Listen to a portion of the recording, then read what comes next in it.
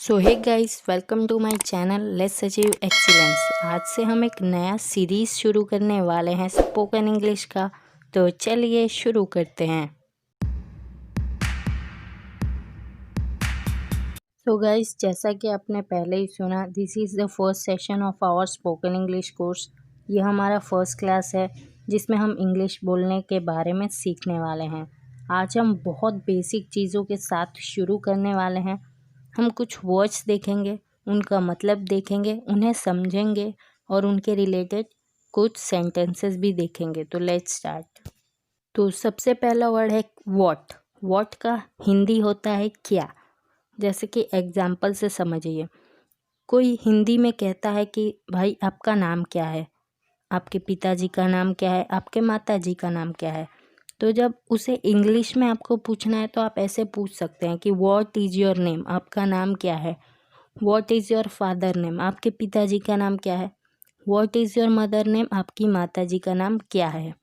और ये जो आप पूछ रहे हैं, तो आप ये पूछ रहे हैं किसी से, आप प्रश्न किसी से पूछ रहे हैं, इसीलिए हमने ये लास्ट में ये प्रश्नवाचक चिन्ह लगाया है, यानी इंट्रोगेटिव मार्क लगाया है। सेकेंड है हु को हिंदी में कहते हैं कौन। जैसे कि समझ लीजिए, आप ही किसी ना किसी से पूछते रहते हो आप कौन हो, तो उसको इंग्लिश में कहेंगे हु आर यू। या फिर आप किसी बच्चे को पकड़ते हो मस्ती करते हुए, तो आप कहते हो ना तुम्हारे माता पिता कौन है, तो उसको इंग्लिश में कहेंगे हु आर योर पेरेंट्स। नहीं तो आप किसी बच्चे से कोई सवाल पूछते हो और वो जवाब नहीं दे पाता है, तो आप पूछते हो कि आपके टीचर कौन है, तो उसको इंग्लिश में कहते हैं हु इज़ योर टीचर। और ये भी जो हु का भी इस्तेमाल है वो प्रश्न पूछने के लिए ही किया जाता है, इसलिए लास्ट में प्रश्नवाचक चिन्ह यानी इंट्रोगेटिव मार्क लगाया गया है। थर्ड है व्हेन। व्हेन को हिंदी में कहते हैं कब।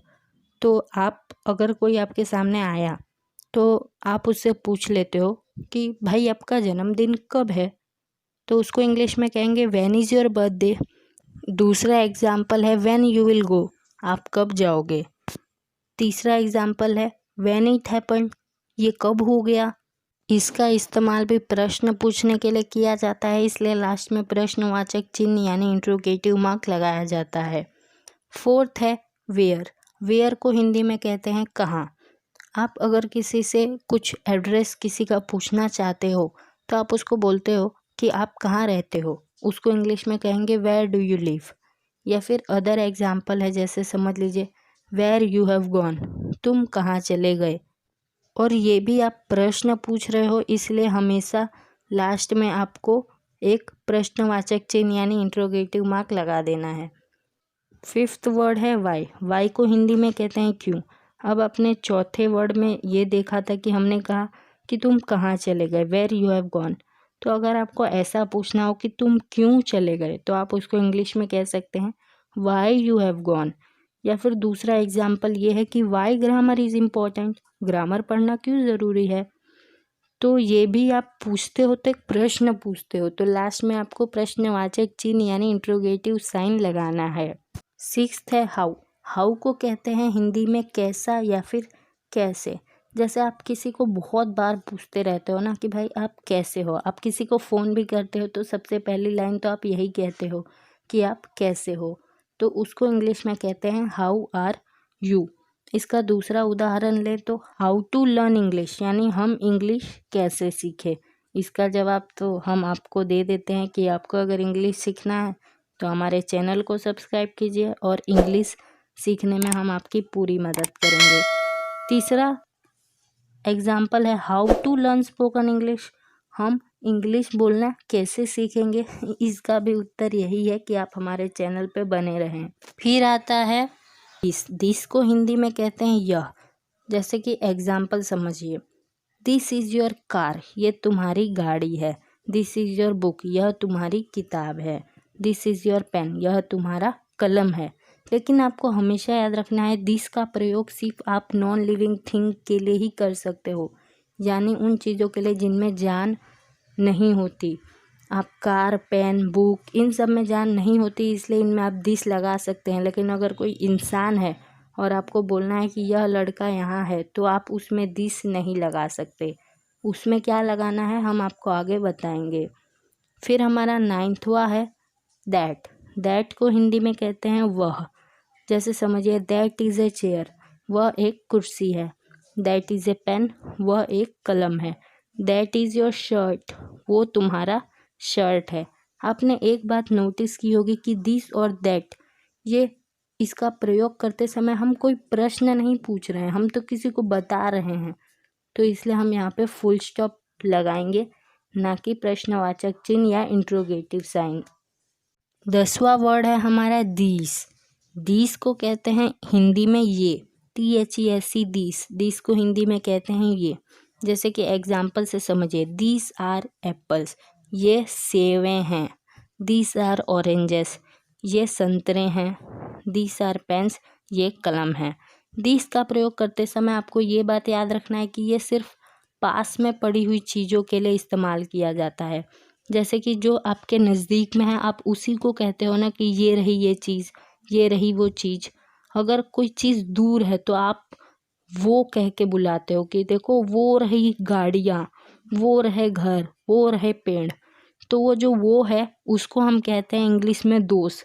तो हमारा 11वां शब्द है दोस। दोस का हिंदी में मतलब होता है वो। और एग्जाम्पल तो आपने सुन ही लिए, दोज आर कार्स, वो गाड़ियाँ हैं। दोज आर हाउसेस, वो घरें हैं। दोज आर ट्रीज, वो पेड़े हैं। 13वां हमारा वर्ड है ही। ही को हम हिंदी में कहते हैं वह। और याद रखिएगा ही का प्रयोग केवल मेल में ही लगाया जाता है। मेल का मतलब होता है पुरुष जाति। आपको केवल पुरुष जाति के अंदर ही ये ही शब्द इस्तेमाल करना है। जैसे कि देखिए कोई लड़का है तो आप कह सकते हैं ही इज़ ए बॉय। या फिर और एग्जाम्पल हो सकते हैं जैसे कि ही इज़ राहुल, वह राहुल है। ही इज़ ए मैन, वह आदमी है। He is a old man, वह पुराना आदमी है। तो आपने जैसे सुना, मैंने सब में सिर्फ मेल यानी कि पुरुष जाति की ही बात की है। कोई भी चीज़ की बात या फिर फीमेल स्त्री जाति की हम बात नहीं कर रहे हैं, केवल पुरुष जाति, केवल मेल्स की बात कर रहे हैं, तब आपको ही शब्द ही इस्तेमाल करना है। 14वां है शी। शी का मतलब भी होता है वह, लेकिन शी फीमेल्स के लिए यूज़ किया जाता है, स्त्री जाति के लिए यूज़ किया जाता है। जैसे शी इज़ रीता, वह रीता है। सी इज़ अ वुमन, वह एक औरत है। सी इज़ सो गुड, वह कितनी अच्छी है। 15वां हमारा शब्द है देयर। देयर को हिंदी में कहते हैं वहाँ या फिर उधर। तो देखिए इसका उदाहरण देखिए, एग्जाम्पल देखिए, आपको समझ आएगा। जैसे कि व्हाट इज़ देयर, वहाँ क्या है। हु इज़ देयर, वहाँ कौन है। देयर इज़ माई हाउस, वहाँ मेरा घर है। तो इस तरह के वाक्यों में देयर का प्रयोग किया जाता है।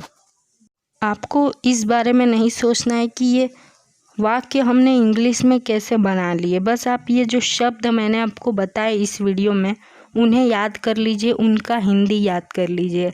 आगे के वीडियोस में आप वाक्य बनाना भी सीख जाएंगे कि इंग्लिश में कैसे वाक्य बनाए जाते हैं। तो अगर आपको इस वीडियो से ज़रा भी नॉलेज मिला है ना, तो वीडियो को लाइक कर दीजिएगा।